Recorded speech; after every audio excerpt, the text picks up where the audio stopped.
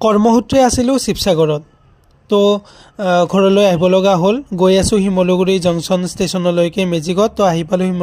Simaluguri junction জানে আপোনালোকে শিৱসাগৰ ডিষ্ট্ৰিক্টত আছে তো আহি পালোঁ ষ্টেচন অলপ টাইম লাগিব ট্ৰেইনখন আহি পোৱাত তো অলপমান চিল কৰিলোঁ ঘূৰিলোঁ তো মোৰ লগত দুটা বেগ আছে ট্ৰলি আৰু লগতে যোনটো লৈ আছোঁ স্কুল বেগ তো এনেকৈ ৰখি আছোঁ ফাইনেলি উঠিলোঁ ট্ৰেইনত দুটা চিঙৰা ল'লোঁ খাব মন গ'ল এনেকৈ ষ্টাৰ্ট দিলে ট্ৰেইনখন আৰু জেনেৰেলত আহিছোঁ এইখিনি কষ্ট হ'বইতো কাৰণ প্ৰতিটো ক্ষেত্ৰতে স্লিপাৰত বুক কৰিব নোৱাৰোঁ মানে অলপ প্ৰব্লেমৰ কাৰণে সেনেকুৱা হ'ল আৰু আহিব লগা হ'ল জেনেৰেলত মানে ইমাৰ্জেঞ্চি তো এনেকৈ আহি পালোঁ গুৱাহাটী পল্টন বজাৰত থকা ৰেলৱে ষ্টেচন তো চাওক ৰাতিপুৱাৰ পৰিৱেশ আৰ্লি মৰ্ণিং আৰু মই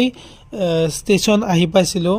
4:30 মানত 4:33 হ'ল যিহেতু এতিয়া গাড়ী নাপাওঁ অলপ টাইম ৰখি দিব লাগিব তো ৰখি আছোঁ তো এনেকৈ এখন গাড়ী পাই গ'লোঁ তো গৈ আছোঁ ঘৰলৈ